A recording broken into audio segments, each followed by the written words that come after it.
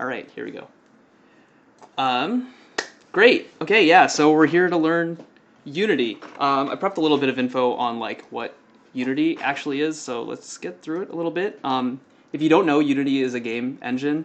You use it to build, primarily games, but it can be used for interactive software or even just anything 3D in general. It's used in a lot of film studios. It's used in some animation studios and things like that. What it's really good at is, well, we'll get to that.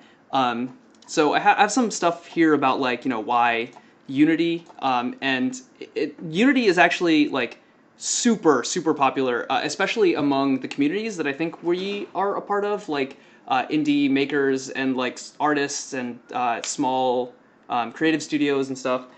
So I just pulled up a few links. That's like Sundance New Frontier, which is like their VR AR arm. Unity's like 2/3 plus of their content, and then same thing here in New York with the Tribeca Film Festival. I think it's I don't know quick maths here. At least half, at least half of the projects are made with Unity. And there are some alternatives, but another one I looked at was the 2020 IGF, which is a big awards festival for non-published or indie games, without publishers. And I just checked the ones that use Unity, and that's like 4 out of 6 of them. So it's really popular. It's really good. Like people use it for like real production stuff. So that's why. And there's some other reasons to use it too. Like because so many indie creatives use it, there's a lot of resources to help each other out, sort of like guides and assets and like scripts that are working, kind of written in ways that people would typically consume them for like hobby projects and small projects. So if you're getting started with games or getting started with 3D stuff, Unity is a great place to start because a lot of people start here and they leave behind a trail of what they had to go through and things to make it easier to do so. Okay, so I'll talk a little bit about myself just briefly. I just wanted to show some Unity work that I've done, so you believe that I'm a real person. Um, yeah, Unity's really good. Like I've made some games with Unity, but it's also good at just doing like renders and things that let you use 3D objects and to make like media. Yeah, this is one where I took a volumetric capture and a hackathon project, and this might be my favorite personal project. Actually, I made a little creature that had like bones and joints and was physics enabled, and I used machine learning to have it learn to walk. So here I kind of like a little bit cruelly dropped it from a really high height and watched it try to flip over and then run towards the camera. Great project. Unity's great. I love it. I've also previously been a VR and AR professional. I worked on Daydream at Google, working on this AR try-on thing among some other products. I wish that, oh, here we go. Try on different lipstick colors. There's one that's called like Keikos Blue. That's my color.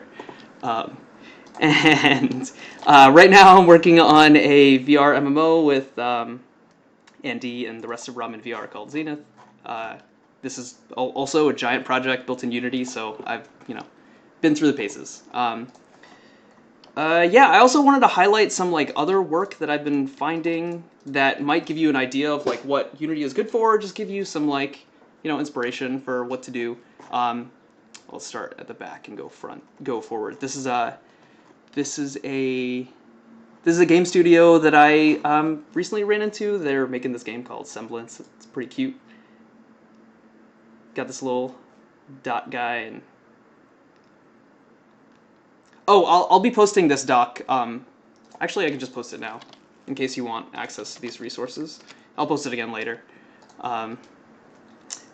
This is also, I think, a New York-based neuroscientist who's been making VR experiences with Unity, highlighting like the Black experience and concepts of Afrofuturism in tandem with a lot of other New York artists. This is a deep rabbit hole you can get into if you look into that. And this is a really local project where, in tandem with a community justice center, some like young inspired teens took Unity to make a VR project talking about, their just local experience and things that they wanted to like share with the world. And they used like 3D models of themselves and voiceovers to create. I thought there was going to be a video here. Yeah, just to create a VR experience that.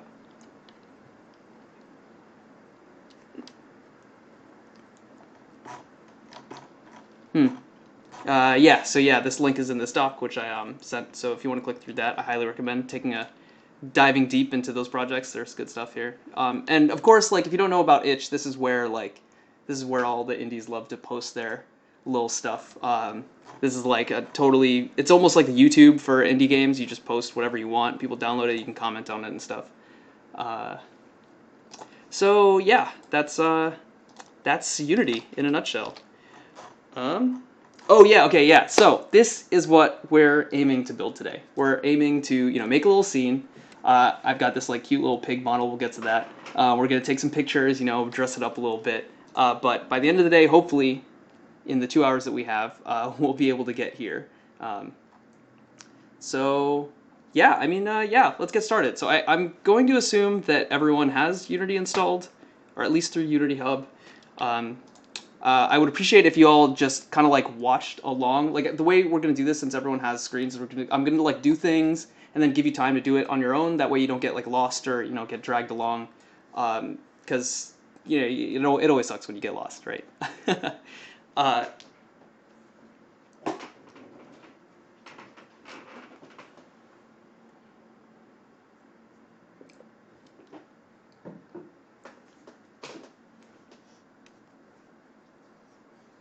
Totally.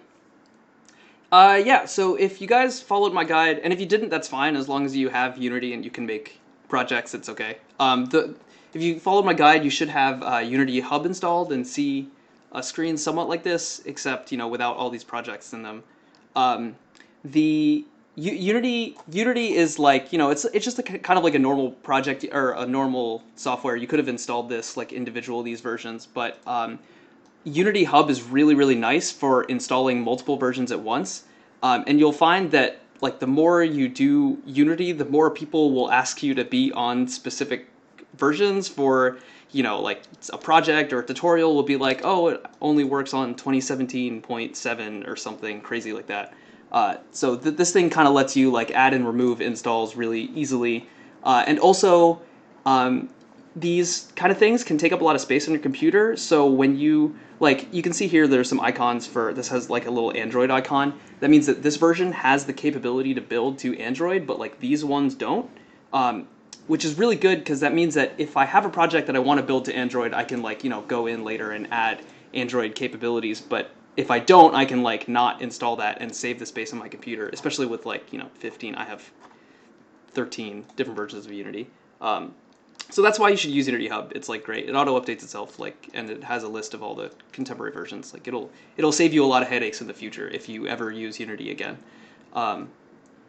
But yeah, so the first thing we'll want to do is make a new project. I think this screen is basically exactly what everyone else should see, except there's like a new button. When you click new, you'll get this.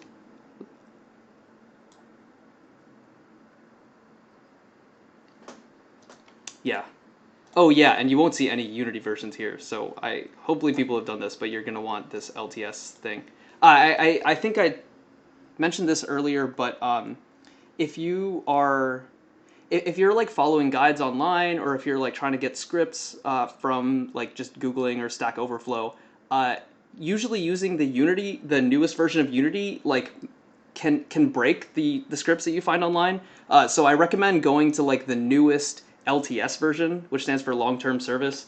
It just means that the Unity company will go back and update this version the most out of all of them. And you can see that even this 2017 version is still in LTS, and I think it will be there for like another year. So yeah, when 2019 LTS comes out, you can upgrade to it. But if you have any existing projects, we can talk about that later, but don't upgrade your projects to new versions. It is a huge pain. But yeah, so once you have an install of Unity, you can click new, and well, actually, you can always like choose which version to use when you're making a new project. I'm actually going to have to specifically set this one because my default is something else. But you should only have one, so that's okay. And you'll get the screen, and it's not too much here. There's just what you want to name the project. I'll call it Unity Week 1 project. And then the location that it's going to be saved, I have it in my documents, but you can put it wherever you want. And then there's some templates on the left. These ones are labeled preview. I really recommend you don't touch them. If anyone's curious, I can ping me and I'll tell you what's going on there. And then the main ones are like 2D or 3D, and this just kind of sets up your scene in different ways based on what you want. Like your camera will have different settings and things like that, but we'll get to that later. So yeah, once you put the name in and get the location, you just hit create, and Unity will start making your project for you.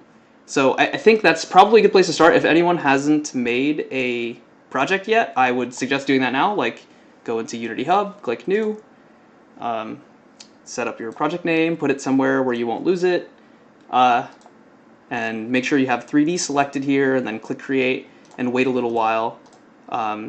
It can take a little bit to... Error launching the editor, the license isn't valid.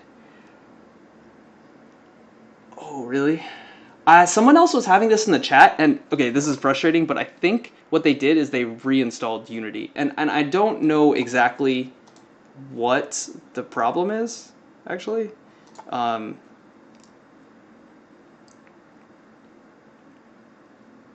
Okay.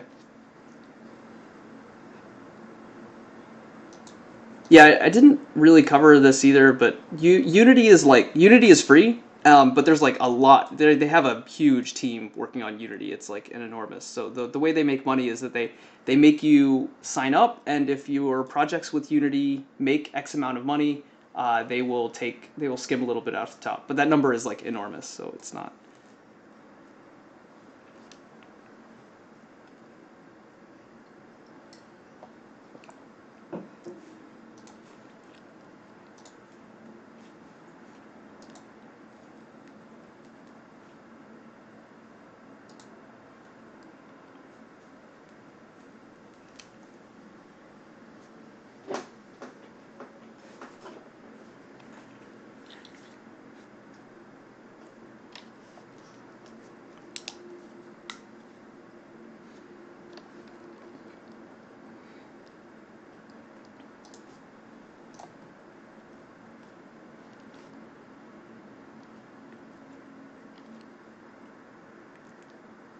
Okay, cool. Yeah, so for the recording, if you run into error launching the editor license is invalid, you want to go into settings here, go into license management, and then there will be an activate new license. This will actually be lit up, and then you'll be able to click that, and while you're clicking through it, you want to select I do not use Unity in a professional capacity, and then it'll make a license, and then you can go back and make a new project.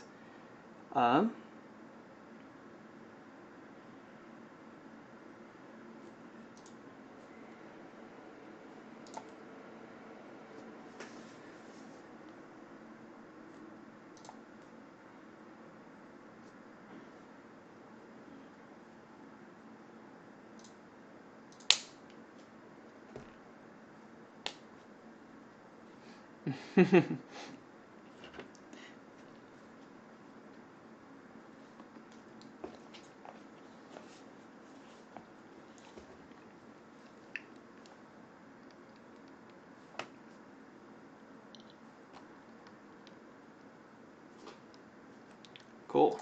Yeah. So if you're struggling, let us know in the chat, and we'll hang out for a bit.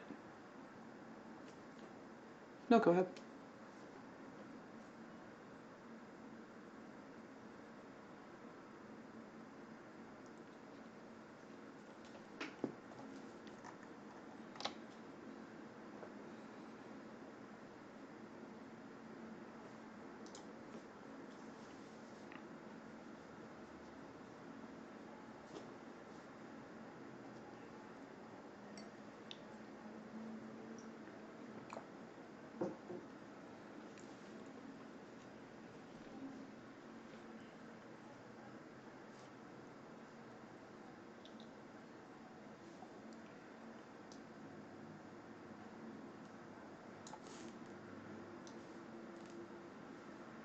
No, no worries. I think we need to give some people time to open their projects anyway, so that's cool. So I think I guess while people's like projects are generating and we're getting in, I'm going to talk a little bit about the interface and like how Unity works at a high level. So we don't get like super lost on what's going on when we start trying to make changes. Um, yeah, so when you first open Unity, this is like the default view. There's like a bunch of panels, and they all have different names and stuff, and we'll try to talk through them one by one. Um, so yeah, so this right here is the scene view. This is kind of like the main. This is the one. The scene view is like the view. It lets you kind of look at everything that's inside of your scene, like objects. Right now we only have, like, you can see this light icon, and if I click on it, like it shows kind of, oh, it's like a directional light. It's and it exists, and I can move it around. And there's also this camera, but this is all you start with. This is all that Unity gives you from the beginning. Well, and yeah, and if you look at the left, you can also see in the hierarchy what's in the scene. There's like, again, the main camera and the directional light, and you can see now here, it like definitely tells you there's nothing else here. Like all I have is the main camera and directional light. There's like nothing else. You probably noticed that every time I click on this like panel on the right changes. This one's called the inspector. It lets you like see what the object is and like what kind of what components it has, what information's on there, and the settings that you can change. So if we look at the light, you can see that it has this like transform, which sets its position, rotation, and scale. And if I change that, we can like move it around by like putting different numbers in here. I'll set that back to 0. We can also change. What's up?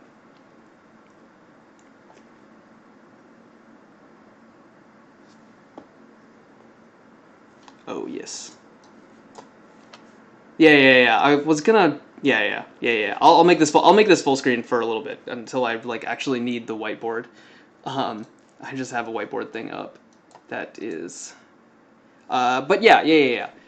So we've got objects in the scene that you can click either in the hierarchy or in the scene view. You can like click on things in the scene view to like select them, and things that you select will show in the inspector, where you can look at like the components that they have and change their settings. And they've got a lot of them. This one's a camera, and the camera is actually a little special because if you click on it, you can see there's like a camera preview down here, and this shows you like what the camera actually sees.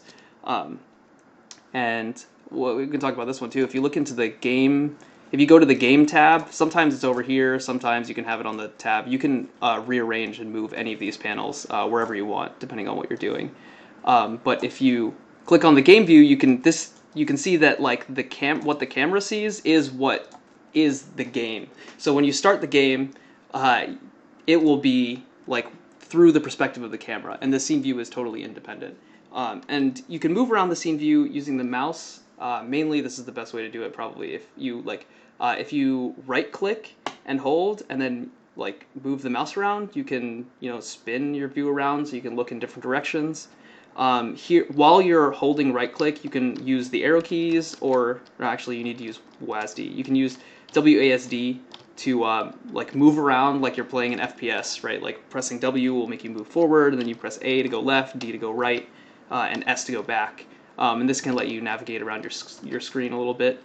You can also use the scroll wheel to zoom in and out, which is really helpful if you're trying to like change small things. And if you're really lucky and you're not on a laptop, you can middle click to drag the view, which like this is rotation, and middle click will let you like slide the view left and right. So yeah. So I would recommend right now just going in and trying to mess with the controls a little bit, like look around and try to, if you zoom out far enough and get a good angle, you can see like this giant box that's inside that, like this is what the camera sees. Everything inside this box is what the camera sees. And we'll play around with that later, but definitely get a good feel for these controls, because if you use Unity, you're going to be messing with this a lot. This is how you move objects around. This is how you set. Yeah.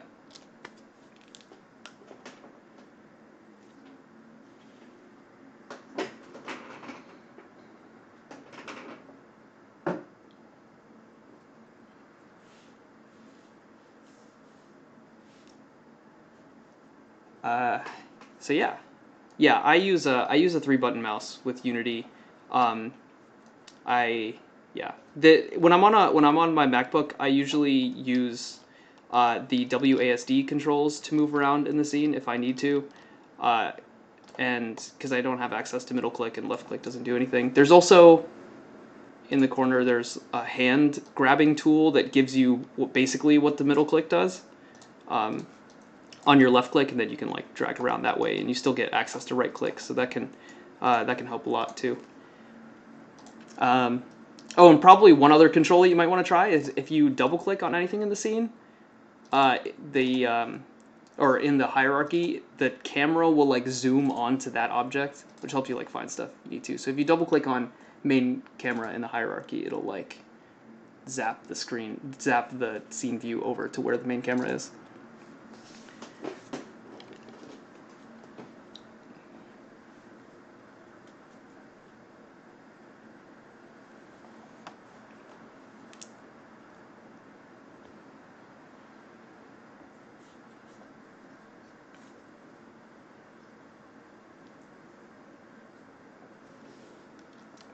It's fine.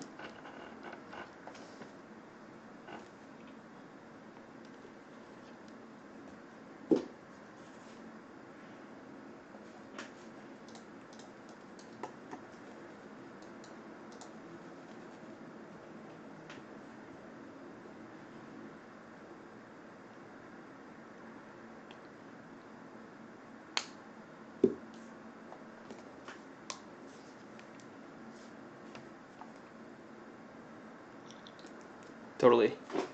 Yeah, totally. I was just about to say, the third thing you need is something to look at, right? If the light can't hit anything, you're not going to see too much. So we can, I think we can move on now. We're just going to.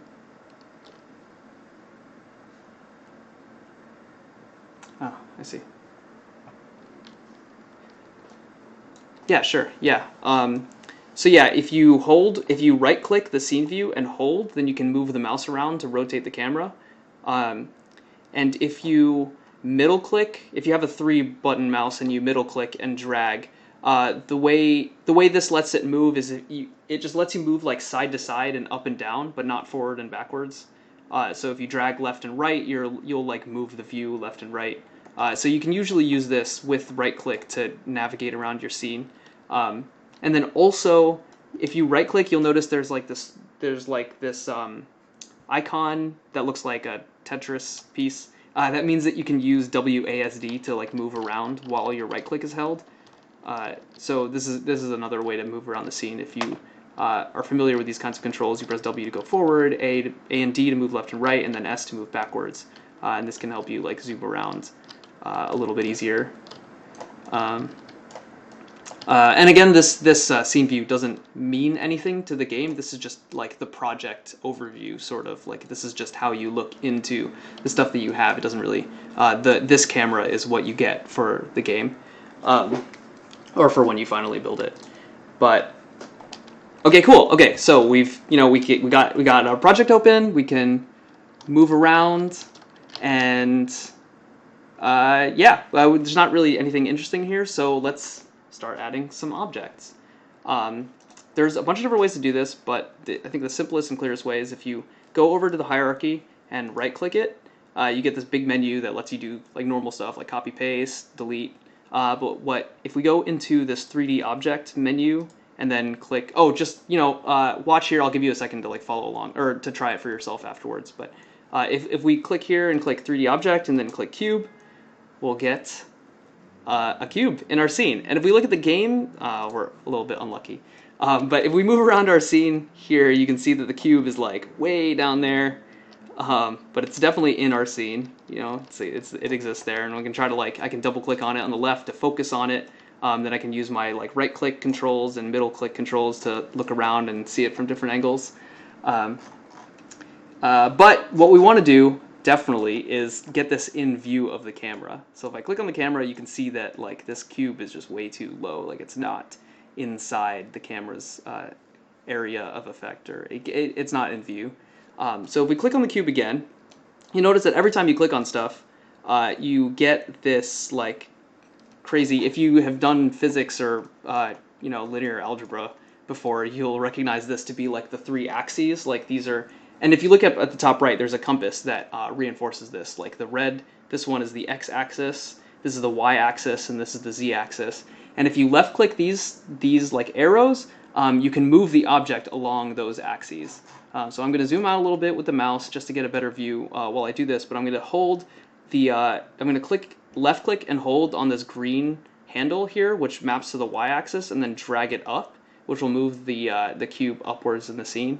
And hopefully now that means that the camera can actually see it, which, yeah, it totally, now it can. And if I can use the other ones to move the cube around in, the other axes, like the red one is locked to this x-axis, as you can see, and the blue one is locked to the z-axis here. And there are other ways to, like, mess with this, like these squares, and if you click on this can get confusing though. I would really recommend you stick to just messing with the arrows so you really get a feel for what's going on, because otherwise you can it's really hard to tell when like an object is moving forward or backwards versus side to side if you're not careful. So yeah, I think I'll give you guys a second to try this.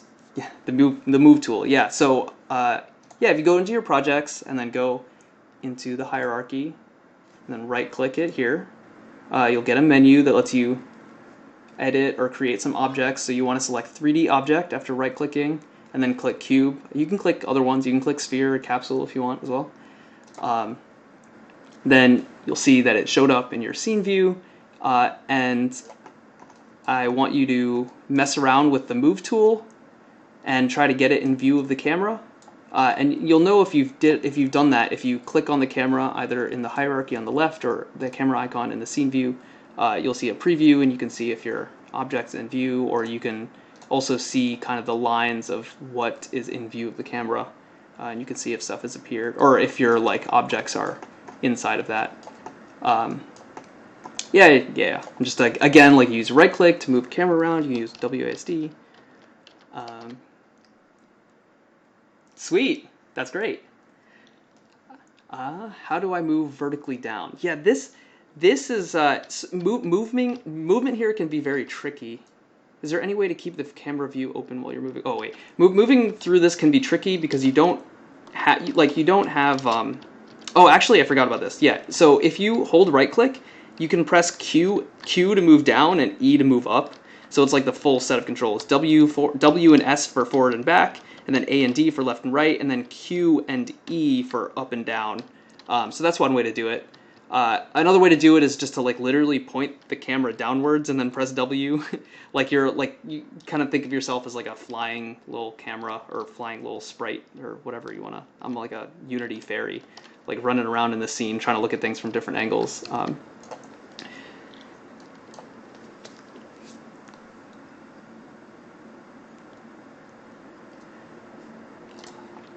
Yeah, no, I didn't address that. There is a way, if you, I would be really careful with this button because you can really easily confuse yourself if you forget about this. If you click on an object and then there's like a lock icon. Actually, most panels have this lock icon. If you lock the inspector, then anytime you select something else, the thing in the inspector will stay the same. So that's how you can, like, if you want the camera preview to be open, you can look at it that way. But again, like, if you get stuck here, it's like, oh, why am I? Just be careful of this and try to remember if you use it, like, you have to unset it before you can look at the inspector for other objects. Another way to do it is to go to the game. Like, you can take this game tab and, like, pop it out, like, move it somewhere where you can see it. Like, I can have it floating here so that I can, like, watch this while I'm moving things around. Or I can, like, this has like some crazy snapping systems where I can like put it next to my scene.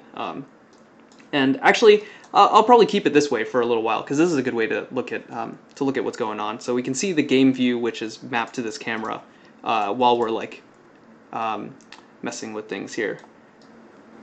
Okay. Okay, cool. So that's the move tool. I wanted to talk about some of the other tools in here. Like this one's pretty easy to understand. But if we click up here at the top left, there's a bunch of other tools that we can use. I kind of briefly mentioned this hand grabbing tool, but that just lets us move our like scene view around. You can see that like if I try to click on these objects, nothing happens, and I can't like modify anything. And this like arrow key, this like arrows thing, that's the move tool that we were just using that lets us like translate, lets us move things. You can see here that it affects the position and not any other thing. Like if I move it here, it like makes the X position go. And the next one I want to talk about is the rotate tool, which is kind of, well, the sphere is kind of useless to rotate, isn't it? It's kind of like the move tool, but instead of moving anything around, it lets you rotate stuff. So you can see instead of arrows, there's like these circle things that go around a sphere, and these work almost the same way. Like this green circle maps to the y-axis, and if I click on it and then move, it spins the cube around in the y-axis.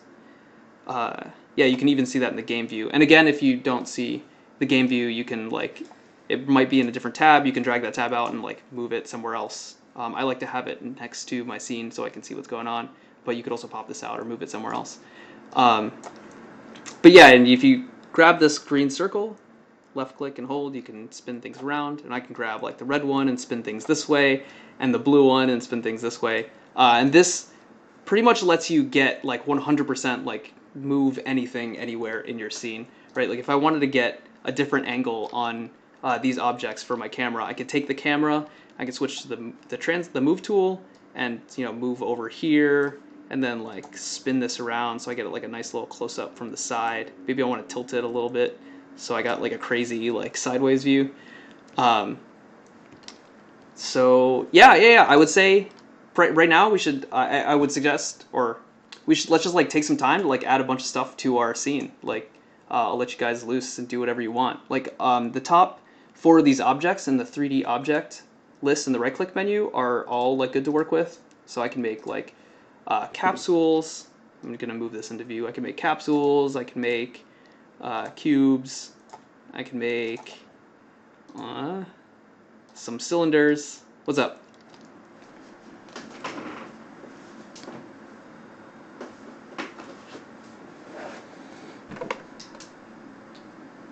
Yes.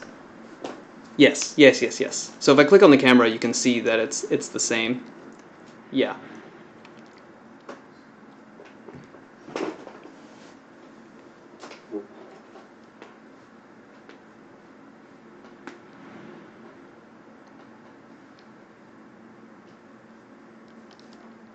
Yeah, exactly. Yeah, let's just so we can get some practice with the move and rotate tool, let's just make a bunch of objects and move them around so that the camera can see them. And, try to make it nice. If you can. I like skewing things off at like weird angles because it makes it look like I put them there myself or something. It's when things are aligned vertically, it's like, oh, a program put them here. But like when I tilt them a little bit, it's like, oh, a person put that here. Check it out. Boom.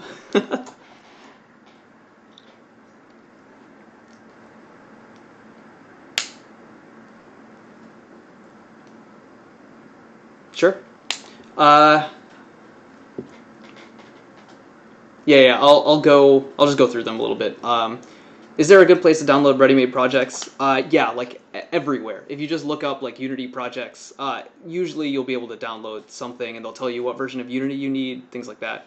But that's stuff we'll definitely be covering more. Like I think the next session will be about like how do I go get stuff that people have made and use it. Because the focus of these sessions will be like how do you use Unity without programming. And it turns out you can get very, very, very far with that approach. Irana asks, pyramids? Unfortunately, this is just what Unity gives us. We can't really move outside of these. I'll talk about colliders in a second, but there's a reason that these ones are nice specifically. But if you want pyramids, you might be able to find them online. Like almost certainly we could find them online. Bea asks, can you adjust the aspect ratio / size of the camera view? Yes. I will get into this deeper soon, but it's nice to cover it a little bit now. If you click onto the camera and you see the camera stuff in the inspector on the right, these are all of the camera settings. If you have like messed with 3D stuff before, you might know what some of these mean, but the important ones for you would be like this field of view thing. This kind of lets you adjust the angle of the camera, like what the angle of what it can see is. If I make that really, really small, you can see that like it can't see very much. If I make that really, really wide, I get this crazy warping effect. Whatever you want to, however you want to think about that. Camera people probably know what this means. And then there's the other thing is that the camera's height is locked, but the width isn't. So if I resize this game view, I'm trying to pop it out. If I resize this game view, you can see that like I can see more. But if I open it up, if I like resize it up and down, it like shows the same spot at the top and bottom. So a lot of that's kind of why the camera controls here aren't very robust, is because like Unity accounts for different screen sizes and screen orientations in its thing. Okay, is there a reason why I'm locked on the grab function and can't pan? If you mean this one, I think this is the pan. Maybe this is called the pan tool. Hand tool? I'm not sure. Should be called the pan tool. I'm not sure. I think if you maybe like kind of click these tools a few times, maybe things will go back to normal. It's not really something I don't know if I've encountered that before. But if you're still having that, let us know.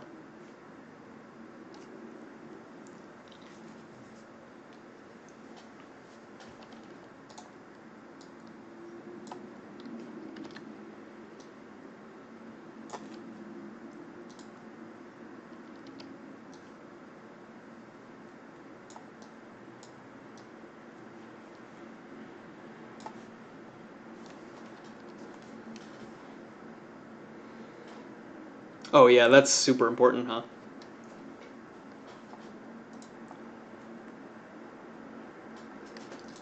Yeah, that works. Yeah, you can hit delete here, or you can use the delete key if you have one. I think on Macs you might be able to use like the actual delete key, but I think Windows users can't use the backspace. They have to use delete.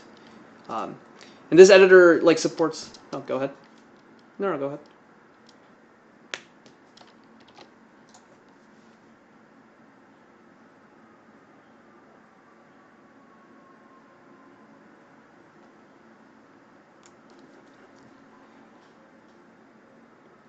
Mm-hmm. Yeah. Yeah, there unfortunately isn't like a homing tool or like a homing button like you might know from other software, but if you choose something in your hierarchy and double click it, it'll move the scene view to that object. So if I don't see the camera here right now, I'm like, where's the camera? I don't even know. I can take the main camera and double click it, and then it'll like the scene view will be like, hey, here's the camera, and it'll move to a place where it's convenient to look at that. And I can do that for any object in the scene. So if I like really want to dig into this cube, like I really just need to dial this in by like 2 degrees, I can zoom in on that. Stuff like that. And then from here, you can, again, maneuver with the right click and WASD. I think someone asked, how do you move backwards? If you press S while you're right clicking, you can move backwards. WASD and then Q and E let you move up and down here, and then you can use middle click or the grab tool to move around. So if you're navigating around the scene, you want to like double click things to find the object that you want to like mess with or like center yourself in a certain area of your scene, and then use your mouse and your right click to move the camera around, and middle click to pan the camera around, and then WASD while you're right click to move around the scene, like your little Unity fairy. Is there a reason my SW may not be working? If you use a different keyboard layout, you have to find what the actual W key is. Like, I don't use QWERTY, so yeah, my hands are a little contorted. But otherwise, I'm not sure. If that's not it, then I'm not sure. Yeah. Actually, I do know. No. So there is one. This is a gotcha. This isn't super important, but this is a gotcha. The way scrolling works is that it like literally zooms in. So if you zoom in all the way and then like try to get back to an object, your quote unquote view will be like super small. So if you try to move around while that happens, it like won't move, or like stuff like won't like work, behave like you would expect. So if you find that like moving doesn't really work, try just like double clicking to reset your view, so that you can like get back into the normal editor size. Yeah, that's right. Right click and use the keys at the same time.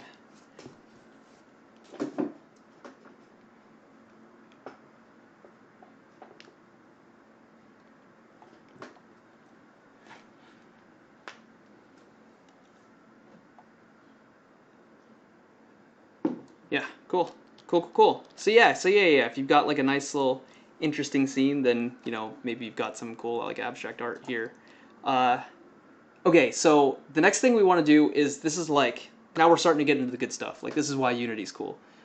So I'm going to make another, well, actually, let's start here. I'm going to take this sphere, I'm going to click it, and you can see on the right side, it's got a bunch of components on it. We can talk about these a little bit. Like, we talked about the transform component. This is what holds, like, the location, like the position, the rotation, and the scale, which we haven't exactly talked about, but we'll get there. In this case, it also has a mesh renderer, which is basically, this component says like, hey, this object has a 3D mesh, please render it. And Unity sees this, and it renders it whenever the camera. And then it also has this component, which is called the mesh filter, which is what provides the mesh to the mesh renderer. So this mesh renderer will look around for like, okay, where do I get the mesh filter from? And this one is like a sphere component, so it's like, oh, it's got the sphere mesh, we're gonna render using that. And the last one on here is a collider, and this is what's really nice about the objects in this right-click menu, is that they all come with colliders. If we zoom into the sphere, you can see it has this like green circle outline to it. And if I move this off to the side, don't worry about this too much, you can see that like it has a collider that matches the model exactly. So that means that like when Unity does physics on this object, it'll like match up one-to-one with like what you see, which is really nice. And this is true of all of the quote-unquote primitives, like the sphere, the capsule, the cube. They all have this same collider that matches the object exactly. So what we're gonna do, like, maybe you've tried this, maybe you haven't, but if you click play up here, this is what actually like runs the game. But right now it doesn't like do anything. Like if we hit play, our scene is like static, nothing happens. Like this is kind of like, okay, cool. Like what's different from here? There's like nothing different. But what we can do is we can turn on physics for these objects so that they're actually like calculated. Like, okay, this is a physics-enabled object. Like let's simulate it. And the way we can do that is we can add a rigid body component. So I'm gonna click on my sphere. I'm gonna click add component here, and then type in rigid body. We want rigid body normal, not rigid body 2D, because you know this is a 3D scene. We want 3D physics. If you add rigid body 2D, it'll only try to calculate 2D physics. But now that it's got this rigid body, this is actually all we need. So this component tells Unity, hey, they call it rigid body physics, but this is a rigid body. So when you do rigid body physics calculations, like include this object. So if I hit play now, you can see that this object just falls, which is, you know, great. That's exactly what we'd expect from this physics simulation. It's just a ball with no ground. It like falls forever until it hits something, but there's nothing to hit, so it'll just fall forever. So just to like make this like better, the first thing we'll do, or what we want to do, is like put something in its way so it like collides with it. This is where things get a little tricky. So like if I can like align this, I'm just gonna do this for demonstration purposes. I don't think you actually want to try this, but you can see that it hits the cube and then like rolls off. It's like true physics simulation where like there's collision detection. There's like the sphere will roll off to the side. It's like a real ball in like a, you know, semi real world. But obviously this like aligning is super hard. So we're gonna use like one last tool that we haven't talked about, called the scale tool. That'll let us make a cube so big that like it'll act as the floor for everything.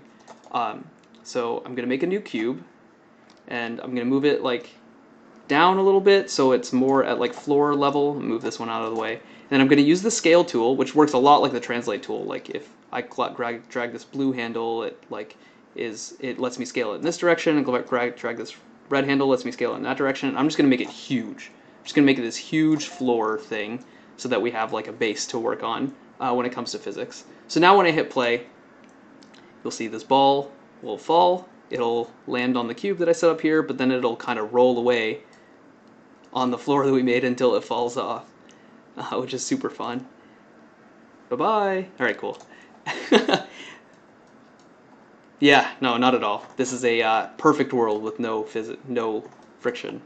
Um, yeah, so yeah, and I want to do this for all of these objects. So I would say like, let's try doing that. Let's take the objects that you already have, try to make a really big floor cube underneath it by making a cube and then switching to the scale tool and making it really big, but only in these two dimensions. Um, and then put it underneath your objects so that there's something to catch them.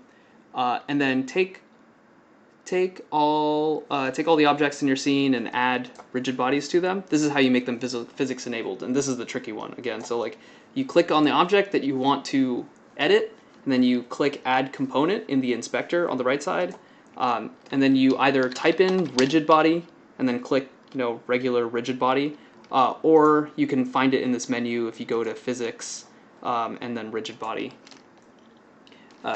So I'm yeah. I'm gonna be doing it for all of these, so let's do it again. I'm gonna click on cube here, and then I'm gonna click add component, and then I'm gonna type in rigid body, and I'm going to select the non-2D rigid body, this one here. That's actually all we need to do. So now that one's physics enabled. I'm gonna go through and try to find other objects in my scene that don't have rigid bodies. This one doesn't. Okay, I'm gonna do this one now. Rigid body. Okay, I clicked add component, I typed in rigid body, I click on that. I'm gonna click on this cylinder. I'm gonna click add component, click rigid body. The floor, this is important, don't make the floor a rigid body or else it'll fall also. Oh, and so I guess some.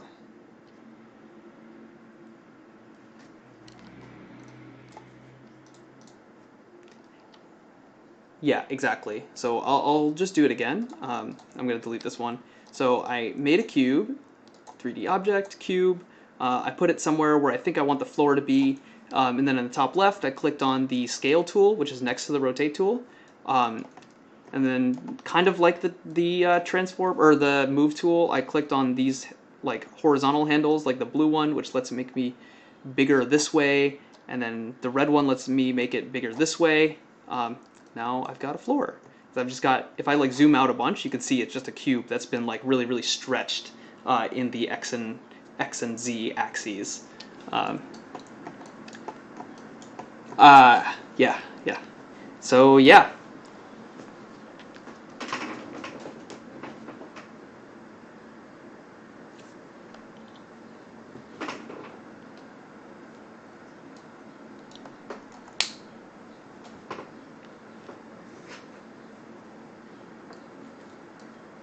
Yeah, sure. Yeah. So it seems really washed out because all these objects are like white and the light is white. So it's like if you look at, if you have a white floor and you shine a light on it, it's going to be really bright. So one thing we can do is we can click on the directional light and then like change the light's color. I don't know, we can make it like blue or like, I don't know, purple. This is kind of fun. I like that. It's funky. Yeah, purple lights. Look at that. So again, if you click on the directional light on the left side, you'll get a panel with all the options. And one of the components in here is the light component, and it has a bunch of things that you can mess with. But the main one that is fun to mess with is the color. If you click on the color, like click on the literal color that it is, I think by default it's white, or it's like a little bit yellow or something. You left click on it, you'll get this color picker. And you can use, there's a bunch of different ways to choose it. But if you like click around in this box, you get to choose the different, I don't know what you call these, saturation and brightness values, and if you click on this outer ring, you can change the hue or like the actual color that it is. Actually, now that I'm going through, maybe I want some orange. Let's go with that. Nighttime scene.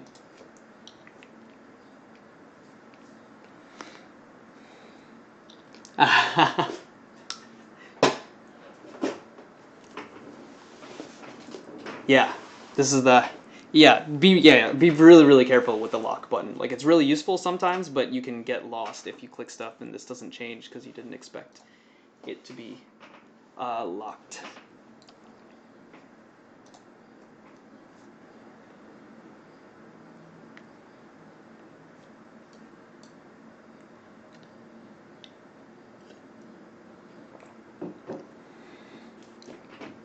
Mm-hmm.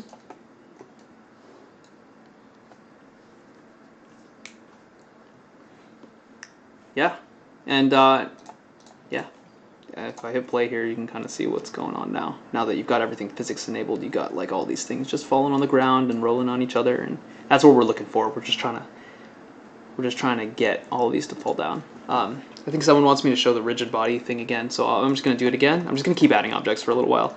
I'm going to right click here. I think this time I want a capsule, so I'm going to make a capsule in my scene. Right now it's below the floor, so I'm going to move that above the floor so that it doesn't just fall into nothing. Maybe rotate it around a bit using the rotate tool, because that's fun. And then I'm going to click on add component here, and then type in rigid body, and then click rigid body. And now this capsule will be physics enabled, and when I hit play, it'll fall. And oh, it didn't roll. That's interesting. If you want to erase things, just either click on them in the scene or click on them in the hierarchy and hit delete. You can also right click on things in your hierarchy and get the delete menu that way. There's like delete and there's rename and duplicate. You can copy and paste things. So if you're super comfortable already, you can actually select a bunch of these objects and copy paste them. Probably not the floor, but you can copy paste them if you like want to very quickly add a bunch of scene objects to your scene. But don't worry about that too much. That's just do things one at a time for now.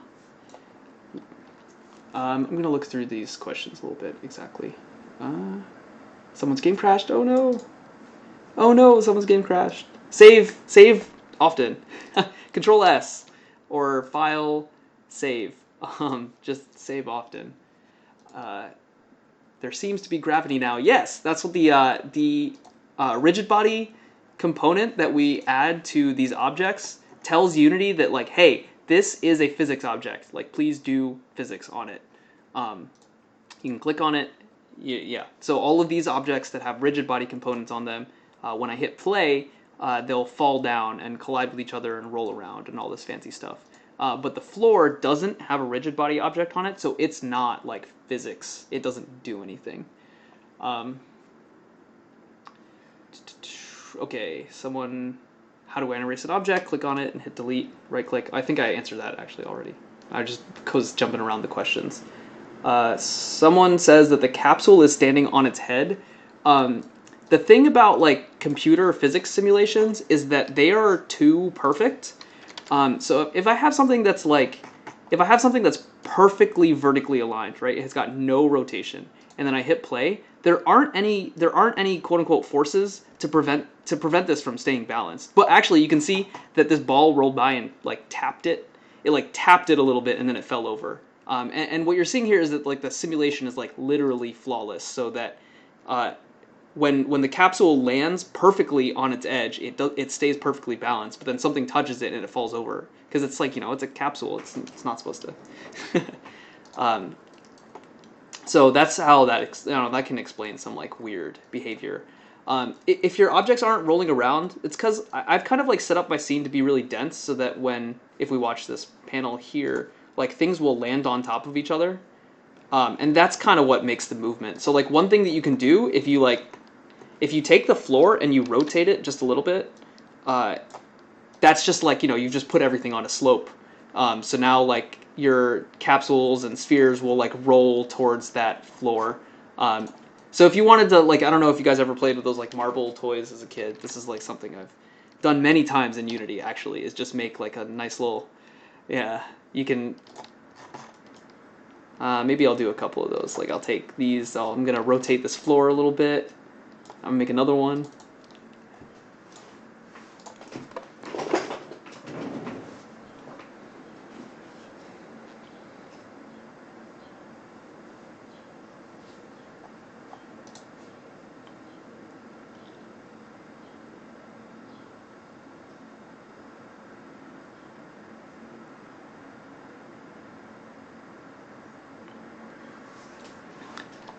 Yeah, that's a really good question. There are, and people who have experience with 3D software might understand this better. But there's like different kinds of lights in like anything 3D, there's different kinds of lights. And this one is called a directional light. Like you can see, it's named in the scene directional light. And if we click on the light and then look at the inspector, the type is set to directional. And what this means, and this, you can go really, really deep on this if you want, but what this means is that this light actually exists everywhere and all from one direction. So if I were to move like way over here and put something here, there's still light here coming from the same direction at the same intensity. So even though this light is like positioned somewhere in my scene, if I move it around, it doesn't do anything. But the one thing you can change is if you switch to the rotate tool, you can change the direction the light is coming from by like spinning the directional light around, right? I just lost it for a second. So if I use the rotate tool, you can see my shadows are moving, like the things are being lit differently. I can use some under lighting. And if you want to play, this is a fun thing to play around with too. If you change the type to like point light, this is the best one to play around with for sure. And now this is like more like how you would expect a light to behave in real life, like a physical like light bulb. So now the light only comes out from the point that the light is, and like in like a radius, like if you had a physical light bulb. So if I like put this inside the objects, you can see like it looks like there's like a little light moving around in my scene.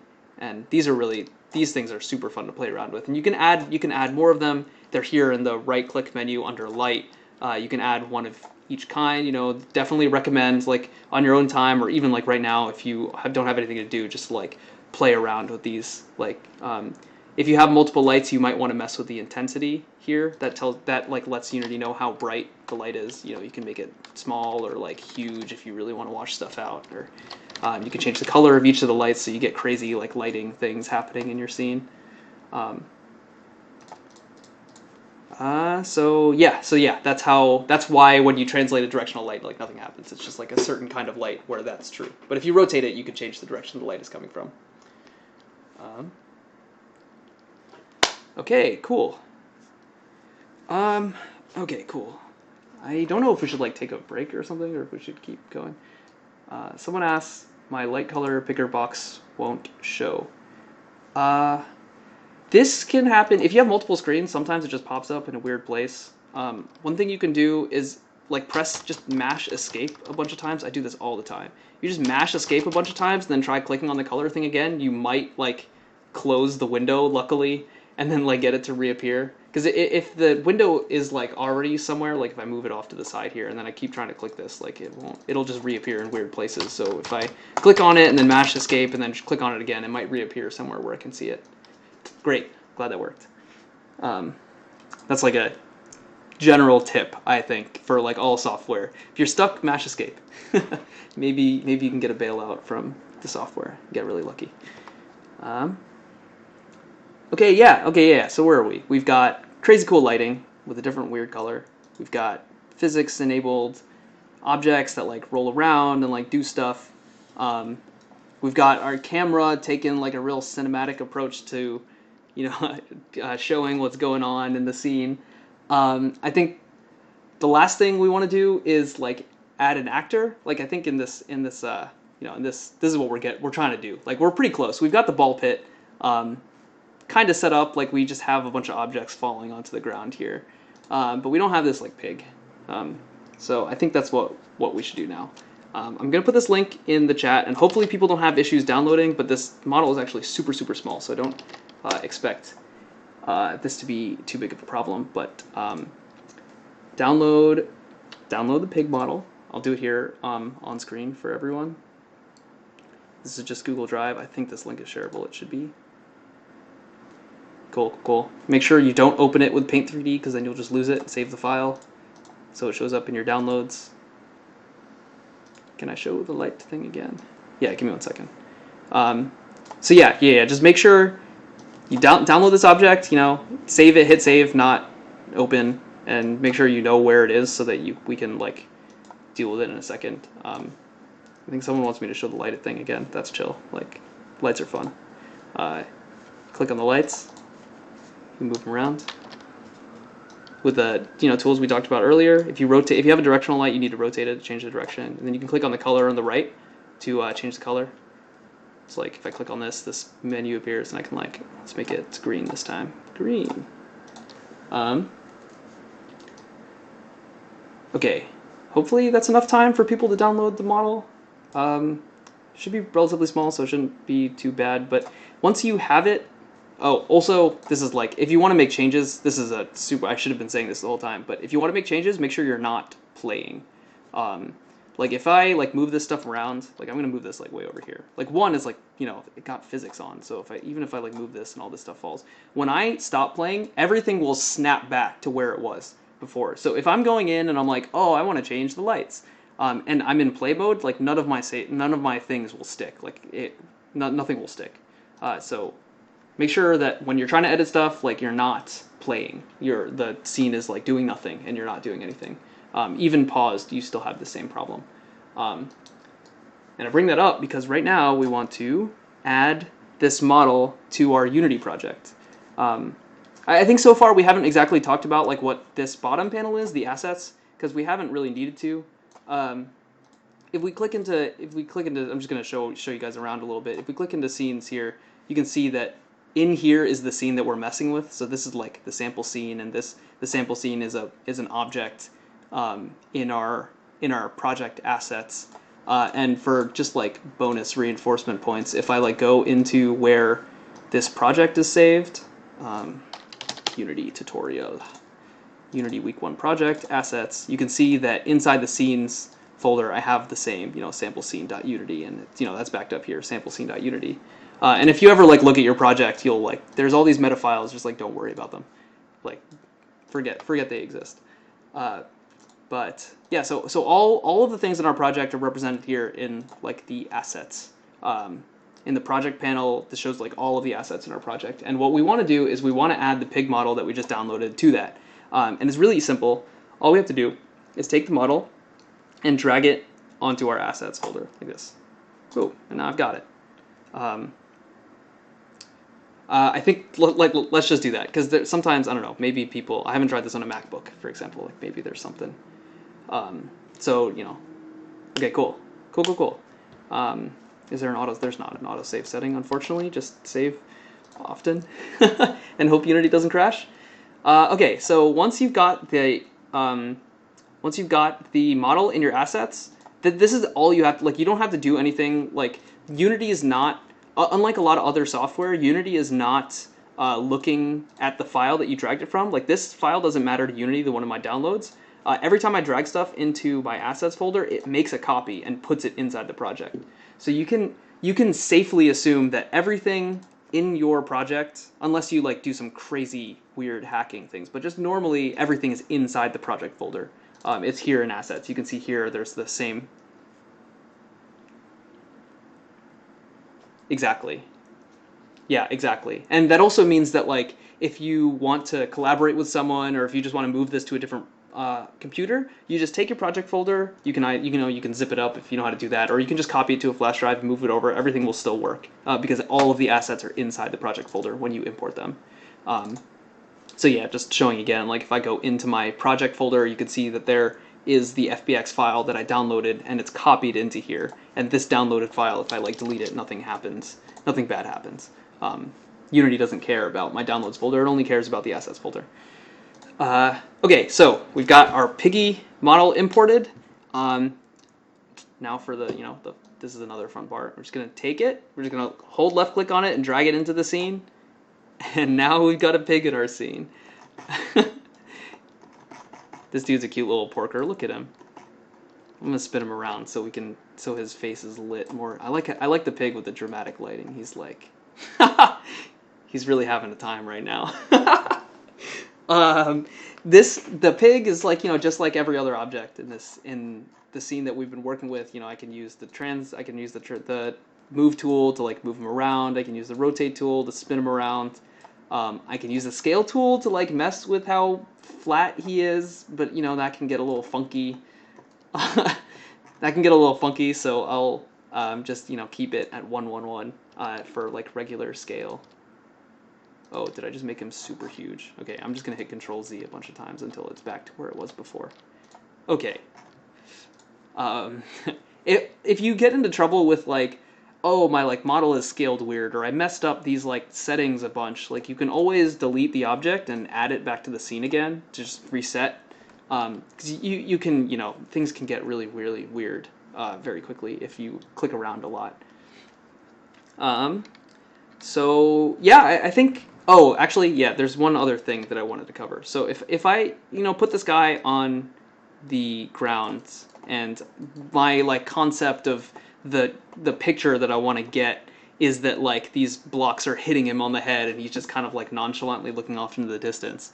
If I hit play, you can see that stuff just like goes straight through him. It's like nothing is there. And if we think back to like how we made stuff physically enabled, everything already had these colliders on them that we were talking about before. Like, if I click on this capsule, it's got a collider. The cylinder has a collider. This other capsule has a collider. But if we click on the pig, he doesn't have a collider. He's just got the mesh filter, which is, this is where the mesh is stored, and the mesh renderer, which tells the camera and Unity, like, hey, please render me, and then all the materials, which we can talk about later, but I'm not planning on. This is not really required. But he doesn't have a collider. So if we want to get stuff to like fall on his head and like get pushed away by his existence, we can click on Add Component and add a collider. And there are a few different kinds. The one we want in this case is called a mesh collider. If you add a different kind of collider, like they are what they say they are.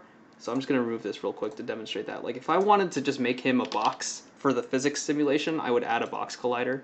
And now in our scene, you can see that he's got this like crazy collider that is a box. And if I hit play, like stuff will just like land and settle on top of this imaginary box. But obviously that's not very like realistic, and it's a little bit jarring even to see stuff like float in a place where there is nothing there. So instead of using any of the like baked in colliders that Unity gives us, we want to use a mesh collider. And what this will do is it'll generate a collider based on the mesh that's inside this mesh filter.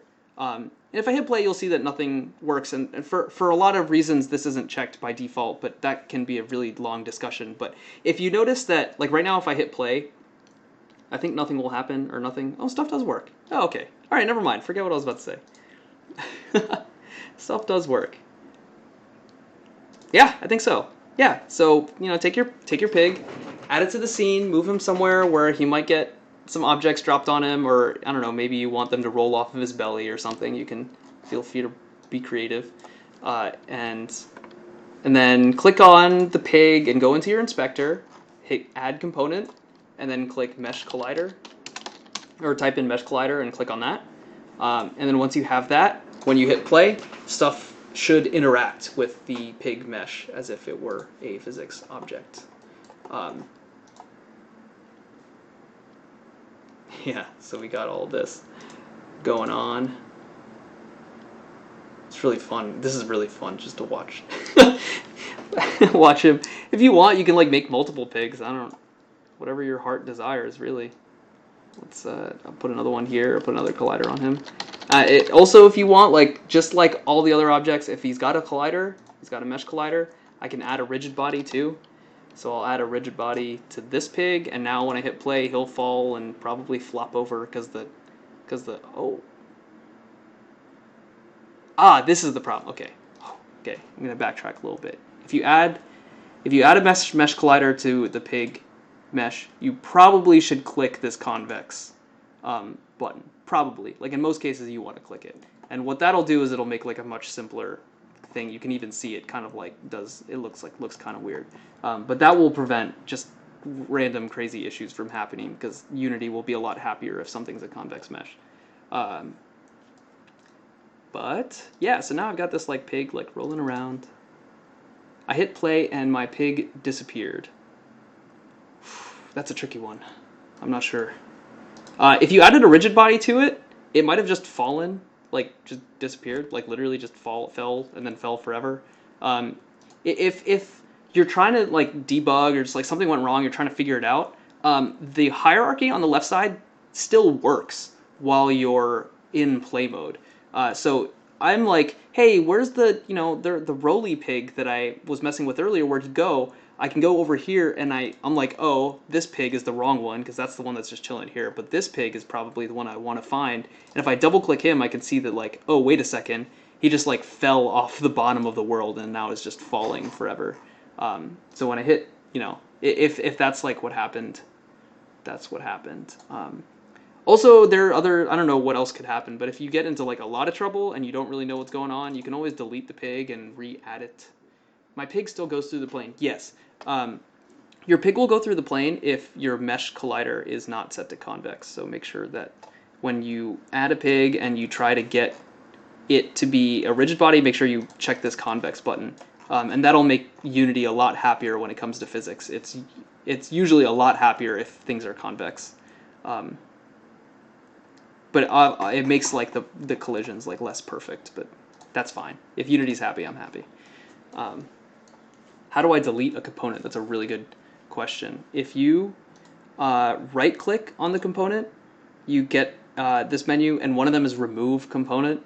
You can do it that way. There's also, you can get into that right click menu by left clicking the gear on the right side. There's a lot of like control. Like, you can reorder components. It's like not that important, but if you just want to organize things, you can do it that way. But yeah, okay, yeah. So I've got crazy lighting. I've got a pig actor, or I got one pig actor that stuff falls on him. I've got this one who's rolling around and he's just having a time. I think from here we've basically covered everything that I wanted to cover. So I think like what I'm gonna be doing is sitting here and just like making this nicer and talking to you guys about what I'm doing, so you can like know like, but I think at this point like feel free to ask like, hey, I want to make the pig really small, or my pig is like I want it to be flat and it doesn't work, or something like that. Like I'm opening the floor. Like we've gotten pretty much. I think the last thing that. Yeah, totally.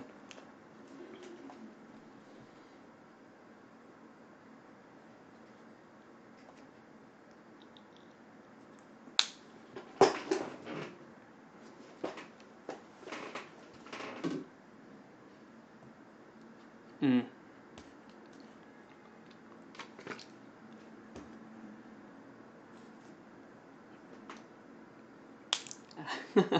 Yeah, sure. There's like, yeah. Like we can definitely add text to the scene. This is one thing that I was going to talk about. Well, actually, I'll talk about it in a bit because that requires its own. That takes its own. But there isn't a way. Like I think I know what you're talking about. There's like some programs have ways for you to just like write notes like with a grease pencil or something on your scene. That's like, hey, I want to put this here.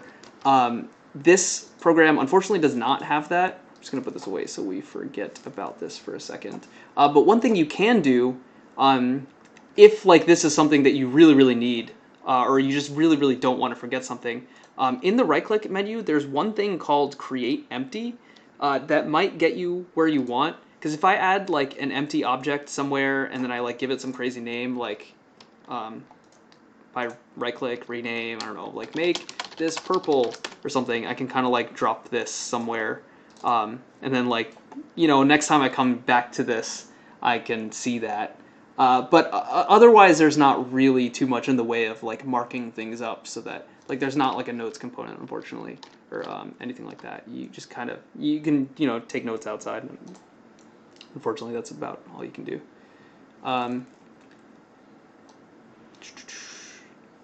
Oh yeah. Definitely fill out the feedback form if you are done. I'm having an issue saving. Doesn't seem to have a Unity folder on my laptop. That's really strange, actually. That's really strange because normally you can't open a project unless it already exists. So like we kind of are a little stuck there. Maybe this kind of really sucks, but if you hit like save as, you might be able to save your scene somewhere random, and then just like make a new Unity project that is somewhere that is like safe. Like maybe it got deleted somehow or something, but I think what's going on is like your Unity project got like borked somehow and doesn't really work. Otherwise, that's like a crazy. I have no idea what happened to you. I'm sorry. Um,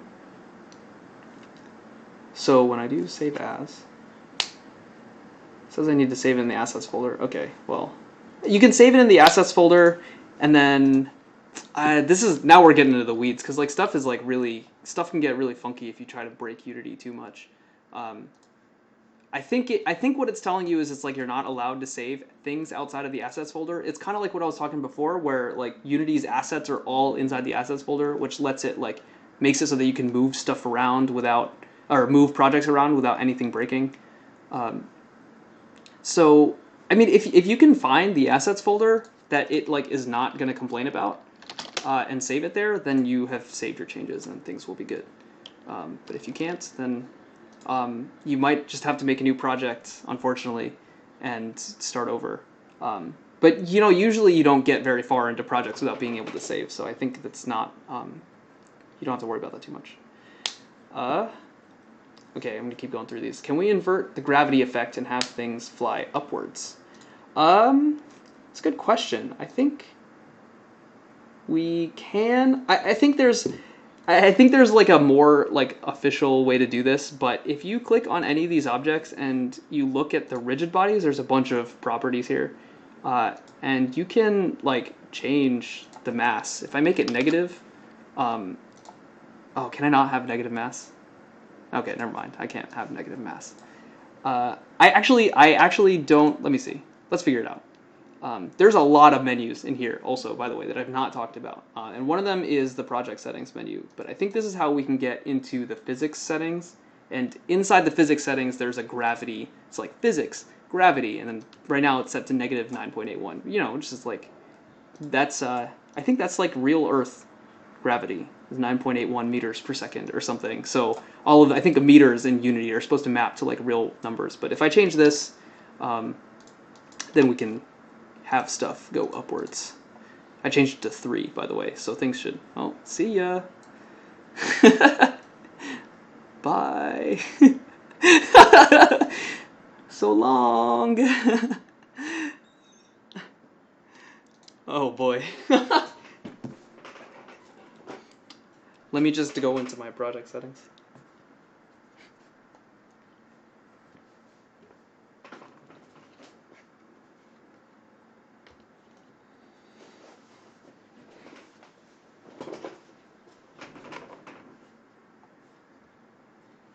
Mm-hmm.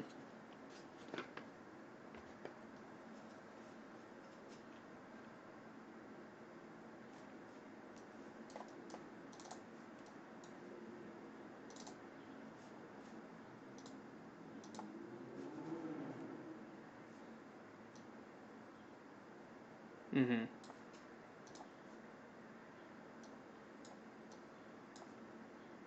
Yeah, that's really good advice. Because yeah, tricky. This moving the scene view. This is why like I think you should. The best thing you can do in Unity is get comfortable with moving around because you need to be able to align. It's like really hard to align stuff perfectly, like you were talking about. Where if I want this to land directly on its head, it's like okay, I need to figure this out perfectly. One other thing that you can do is if you're comfortable with like thinking about this in math terms, these axes like map to these numbers here. So like this x-axis modifies this position. So if we like look at the pig, we can see that it's like, well, maybe I can set it to something more reasonable. Like we can set it to like 0, 3, 0. So now we know like the pig x position is 0, y position is 3. Or z position, that's what we care about if we look at the compass. That's like the the two horizontal or like flat axes. So if I take this capsule and then I set x to 0 and set z to 0, you'll see that they're now perfectly vertically aligned because they're in like the exact literal position. And you can see like I guess like the pig is a little off center, but that's a different issue totally. Can I show that again? Yes. Okay, so if you want to mess with gravity, you want to open the project settings because you want to edit like stuff that's like global to the project. So if we go into edit and then go to project settings, there's a bunch of different settings on the left, you know, audio, whatever. But the one we care about right now is physics. And inside the physics menu, there's a gravity thing that we can change. Right now I have negative gravity, but my scene isn't really built up for that, so I'm gonna set it back. But I'm gonna set it to like low gravity. I'm gonna say like -2 or something, so stuff falls really, really slowly. And we're gonna close that. I'm gonna hit play again, and now you can see that my objects should float down a little bit more gracefully than they did before. So yeah, that's how you can change gravity a bunch. One thing I showed in, now I think I've addressed all the questions, so. Oh, there's one. Can I set the density of objects, i.e. making things not as heavy? Yes. This is another one of those topics that you can get really, really deep into, but at a high level, if you click on something that has a rigid body, it shows like the mass of that object, which is 1 by default. If I wanted to make it like super light, I could go 0.1, and now it's a lighter object. It doesn't exactly, like a lot of times it doesn't make a difference, but in this case, like you can see that it kind of like bounced off stuff and went flying because this object is like super light. But like stuff falls at a constant rate anyway, so it's kind of hard to see when weight. Okay, this is a really, really good question. Is there a way to change the mass of all objects? If you select, okay, so if I click on an object here and then hold shift and then left click somewhere else, I can select like multiple objects at once, right? Or I can hold control and then click things individually to select a bunch of them this way. Or I can go into the panel and then click and drag to get this like box select and then select objects that way. So if I ever select multiple objects using shift to select in a list, or control to pick out individual ones, or drag in the scene, I get in the inspector view all of the components that all of those objects have in common. So you can see that all the ones that I collected, or all the ones that I selected, all have mesh renderers, mesh filters, transforms, and rigid bodies. So if I wanted to change the mass of all of these simultaneously, I can go in here now and make these like super heavy. So 3000. I expect this to glitch out if I set it to 3000. So now when I click into these individually, you can see this is 3000, this is 3000, but this one, which I didn't select, is still 1. I'm actually curious what will happen if I hit play. I think those objects will like make other objects like fly. Oh no, it's okay. Oh, all right. Yeah, behave normal. All right, that's chill. Can I make one object fly? And yeah, how do we record? Okay, so I'll definitely talk about this for a little while. The first thing that we want to do probably is like take a screenshot, and there are like really easy ways to do that now. If you're on Windows, you press Windows Shift S, and you get this. I don't know if you guys can actually see this in the Zoom call, but you get a cool menu that lets you like click and drag and select the part of the screen that you want to. So now I've got this like snippet saved to my clipboard, and if I go into a doc or something, I can paste it in and see the photo that I took. And on Macs, if you press Command Shift 4, you get the same kind of thing where you can like click and drag and take a screenshot of a specific part of the screen. And if you want, you can like make this window bigger so you can get like higher resolution screenshots. This is very, like, honestly, this is the easiest way to get screenshots out of Unity. And the same goes for video recordings. Like, this is the easiest way to do it. And I can talk about this actually for the ITP folks. I don't know if you want like an OBS, like a quickie on OBS, but there's a couple tools that you guys can use. One I really, really, really recommend is called Licecap, that lets you generate GIFs. When you use it, you can like I can hit record here, and it'll ask me to where save. I'll type in pig.gif, and it'll give me a little bit of time of pre-roll, but in that time, well, actually, it's going to be a little bit hard because I covered up the play button. But if I hit the play button, blah blah blah. Obviously, there's like, this could be better. I'm just showing this off. And now if I stop this recording and then go to where my screenshots are saved, apologies, I don't have these readily available. Now I've got a nice little pig GIF where I spend a little bit of time like freaking out. It's like super low res because this is what my GIF settings are. It makes it easier to upload to the internet, but you know, you can record it that way. And right now I'm recording the whole screen with OBS, just into a video file. Like, I think this is actually, yeah, I think this is safe. If I go into Dropbox OBS recordings, I have like, a bunch of OBS will let you just like output anything on your screen to a video file, and you can get quote unquote recordings that way. So if you set OBS to just record like a specific part of the Unity window, and then you hit play, and then you hit record in OBS. That's how you can get recordings. And if we look at this is like how I've generated all the media from my projects. Like this video was done this way. I just used OBS to record this video and had this big play window. And the same thing with these pictures too. I just took screenshots of the thing while it was going. The other nice thing that you can do if you want to get good media from your projects is that you can. I'm gonna put this back because it's huge.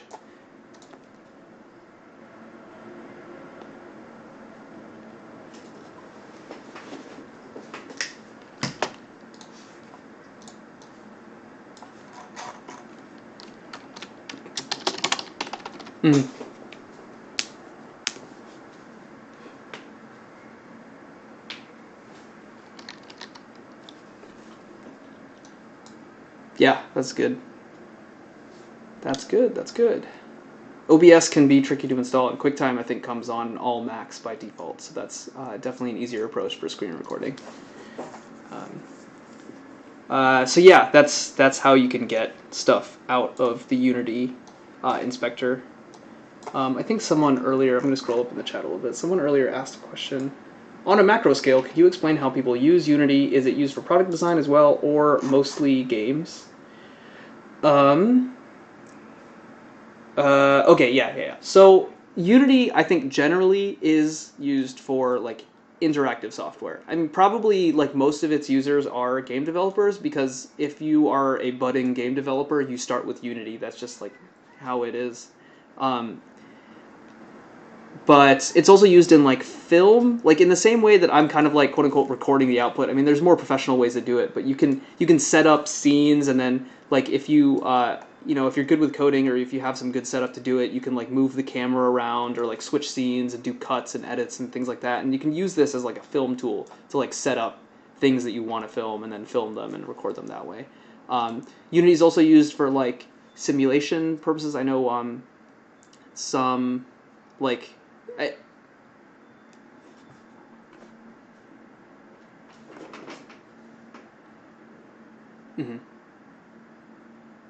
yeah. And like I don't know, like car simulation, like AI simulations can be done in Unity because it has like a very robust physics engine and a lot of stuff is built for it.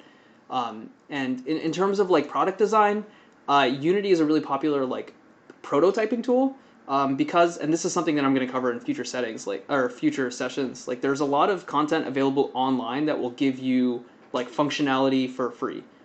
Like kind of like how Unity comes with physics out of the box. A lot of people have written things that let you do stuff just out of the box without too much configuration. And as long as you're comfortable with the tools, like there's like components, and I add components to them, and there's like different controls, and I can change these settings and things like that, then you can usually navigate around them without having to write too much code. So for that reason, it's also really popular as like a prototyping tool. It's like, I want like a V0 of this random like what happens if I have a desk with a thing. I don't know. For me, I use it a lot for VR prototyping, so it's harder for me to make physical analogies. What happens if I have a desk with like a lamp like 3 feet in the air? Like, will that collide with me when I get up, or stuff like that? Okay.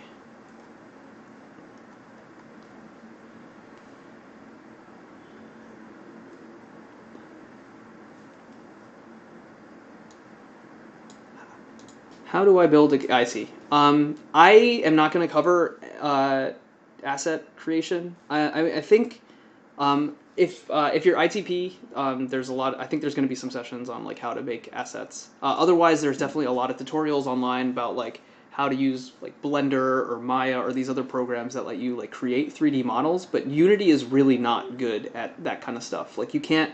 If I wanted to make this pig in Unity, I would have to try to do it out of these like cubes, and that's like not really a very good option at all.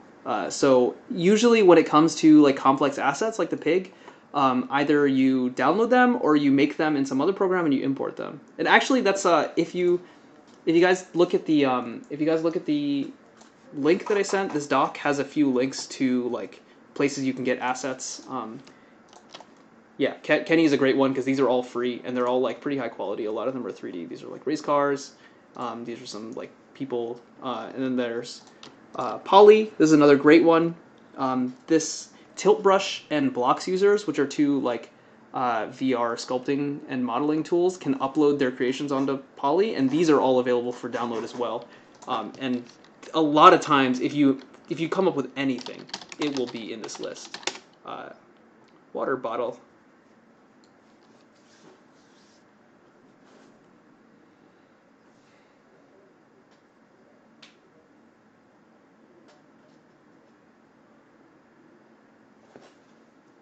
Yeah, that's a good question.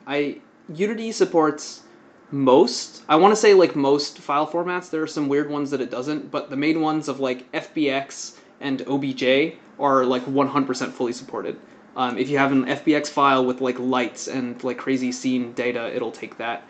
The only thing, and we didn't cover materials in this session, and then maybe I can talk about it a little bit afterwards, but if you import an OBJ file, you might need to mess with the materials a bit to get it to behave. FBX is nice because like usually it has organized all of the materials for you. Like sometimes you'll end up getting this craziness where you've imported something with no materials linked to it. But otherwise, like, and a lot of times OBJ imports will just work without thinking about it.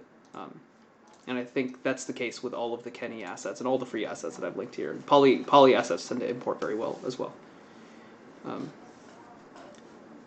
Yeah, I think if I click into one of these and then try to download it, we can look at the different formats and whether or not Unity supports them. So like OBJ is in here, totally works.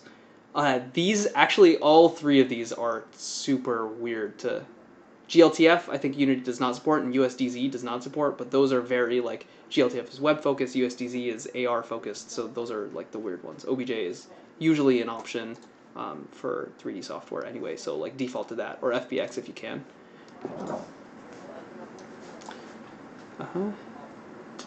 Okay. This...